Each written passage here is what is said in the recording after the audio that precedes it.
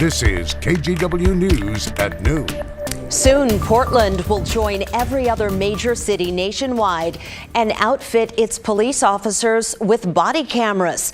The city just struck a deal with the police union to make that happen.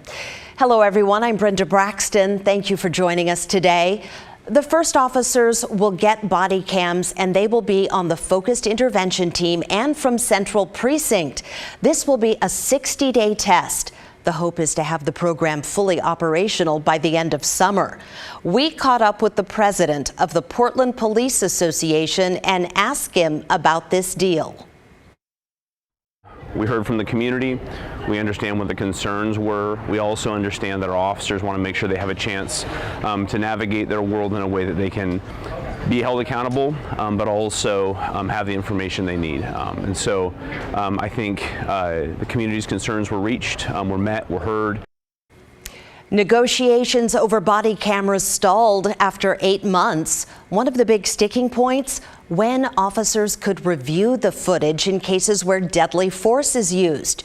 Mayor Ted Wheeler told KGW today officers will need to write a report first before they can review the footage of any incident.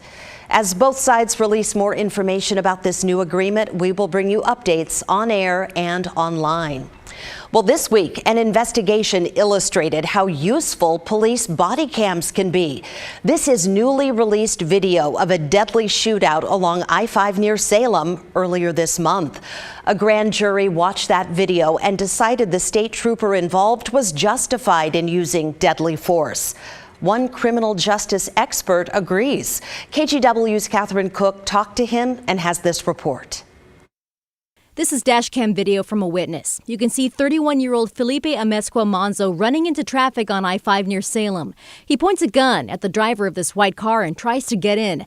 Then he fires a shot at another driver. Now, let's switch to dashcam video captured by Oregon State Trooper Andrew Tuttle. You can see the suspect crossing the interstate as Trooper Tuttle pulls up. The suspect runs onto the grass shoulder as Trooper Tuttle commands him to get down. Trooper Tuttle's body cam video shows what happens next. He commands the suspect to get on the ground before the suspect fires first. He's got a gun. Get on the ground now! Hey! Here's what the exchange looked like from Tuttle's dash cam. You can see the suspect's bullets hitting the water as Trooper Tuttle runs back up to his car. The suspect and Trooper continue to exchange gunfire for several seconds. Eventually, Tuttle hits Amezcua Monzo, shooting him 6 times. He died on scene. Investigators say Tuttle may have been grazed by a bullet. Shots fired, 1299. I was hit by something. While Tuttle waits for backup, a man pulls over and runs up to help. He identifies himself as a retired Pierce County Sheriff's deputy. He's still moving. I was hit by something. I don't know what. Tuttle gave the retired deputy his second weapon, and they wait together for backup. Certainly the situational awareness that this officer displayed during this harrowing encounter is truly amazing. Dr. Keith Taylor is a professor at John Jay College of Criminal Justice in New York City. He watched the video in this case. I hope that helps the general public understand the difficulties that officers face when they put on that uniform. From his perspective, Taylor believes Trooper Tuttle did what had to be done, given Amezcua Monzo's actions. Certainly, he didn't listen to the lawful orders of the officer to drop the weapon and instead responded with bullets. This is the gun investigators recovered from Amezcua Monzo. It had a blue laser sight and light. Tuttle says the suspect aimed it at his head during the shootout. Ultimately, the grand jury ruled Tuttle's use of force was justified since Amezcua Monzo didn't listen to verbal warnings while using deadly force. Things they know because of this video. The body cam is an indispensable form of evidence. The more body cams, the better. Catherine Cook, KGW News. Happening now, Portland Public School students and others are taking part in a youth climate strike. They left class today, and we caught up with them marching from the convention center to Pioneer Courthouse Square. They're protesting the expansion of a natural gas pipeline that runs from Canada through the Pacific Northwest and into California. They want the governor to make sure all future energy plans are environmentally friendly. Well, we are on the eve of Earth Day, and Rod is here tracking temperatures around the state. Yeah, it is cloudy out there. We had some decent sun breaks this morning, but since then the clouds have thickened up.